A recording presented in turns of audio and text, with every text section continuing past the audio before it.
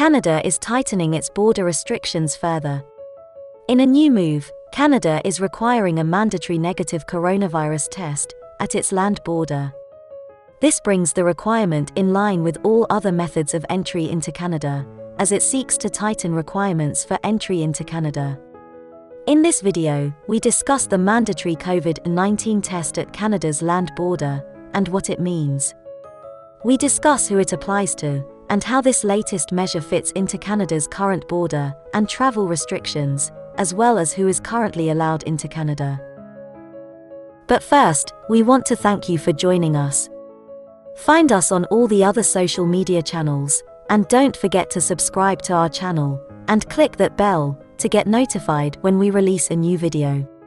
We also appreciate your likes and comments below, as it helps to support our channel. This video is brought to you by IAM. We believe that travel improves and inspires you and the people around you.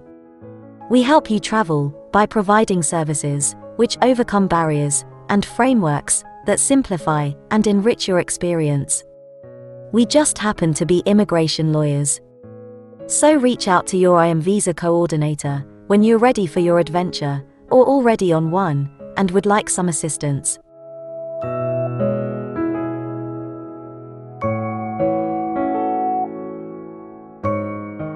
The Canadian government is moving to extend its testing requirement for international arrivals to now cover land borders crossing starting the 15th of February.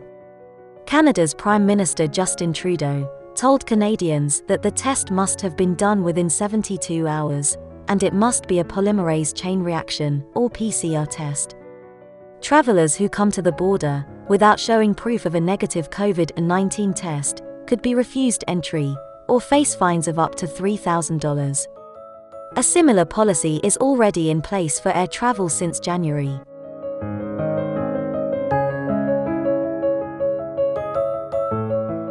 Canada has already imposed some of the world's toughest restrictions when it comes to travel. At present, all air travelers to Canada have to provide proof of negative PCR test results taken within 72 hours. All incoming air travelers are required to undergo a 14-day quarantine. As part of the enhanced testing and quarantine measures, travelers coming by plane will also need to take a COVID-19 test upon arrival, and will need to stay in a hotel for 3 days while awaiting results. Prime Minister Trudeau previously said that this would cost travelers an estimated $2,000. Hotels will be required to provide transportation to and from the airport, and deliver food to the traveler's room, according to instructions for hotels participating in the new measure on the government website. This 2-week mandatory quarantine is inclusive of the 3 days air travelers are required to spend in a hotel. The starting date for the hotel quarantine measure has not yet been released. Currently, only 4 Canadian airports are accepting international travelers: Vancouver International Airport, Calgary International Airport, Toronto Pearson International Airport, Montreal Trudeau International Airport 3. Canadian Airlines have also cut services to Mexico and the Caribbean.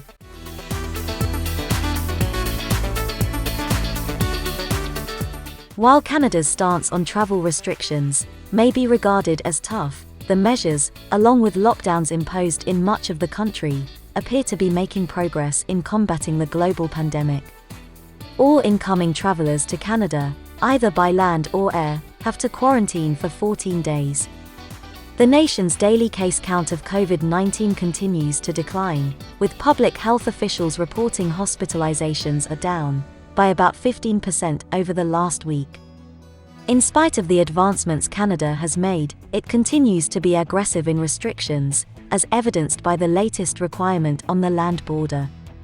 The threat of a resurgence of the virus, as well as the emergence of new variants spreading quickly, combined with Canada's inability to meet its vaccination targets, is cited as the reason to continue to maintain strong restrictions. As of January, Prime Minister Justin Trudeau appears to be ruling out the idea of a vaccine passport. In an interview, he stated that there are a broad range of reasons why someone might not get vaccinated, and I'm worried about creating knock-on, undesirable effects in our community. Travel to Canada, from the United States, and other countries, has been regulated since March 2020, and is subject to monthly extensions. The current bans on foreign nationals, and U.S. non-essential travel, are in effect until at least the 21st of February 2021. What are your thoughts on enhanced testing measures? Talk to us in the comments section below. If you need assistance with a visa to Europe, the UK, or the US, including help with securing your travel arrangements, IAM can help. For visa advice, contact your IAM visa coordinator. Don't forget to subscribe, and hit that bell, for more travel and visa updates.